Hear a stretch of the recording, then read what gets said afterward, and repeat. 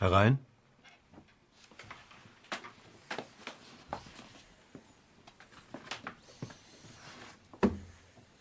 Was willst du?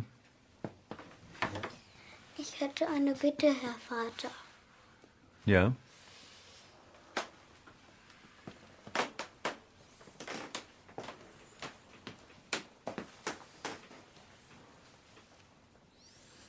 Ja?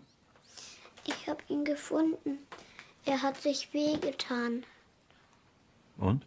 Darf ich ihn behalten? Wie willst du denn das machen? Wir machen ihn wieder gesund.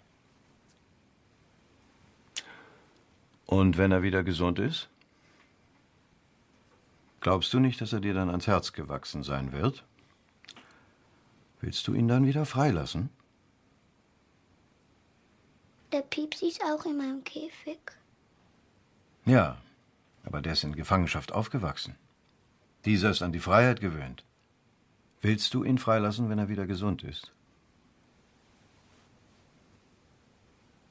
Hast du die Mama schon gefragt? Ja, Und, was sagt sie? sie sagt, der Herr Vater soll entscheiden. So, sagt sie das. Und du willst ihn wirklich pflegen?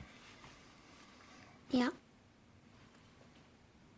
Das ist eine schwere Verantwortung, das weißt du doch, nicht wahr?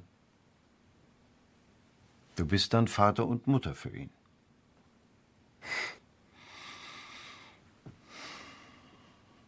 Dann werden wir deinem Patienten wohl einen Käfig suchen müssen. Warst du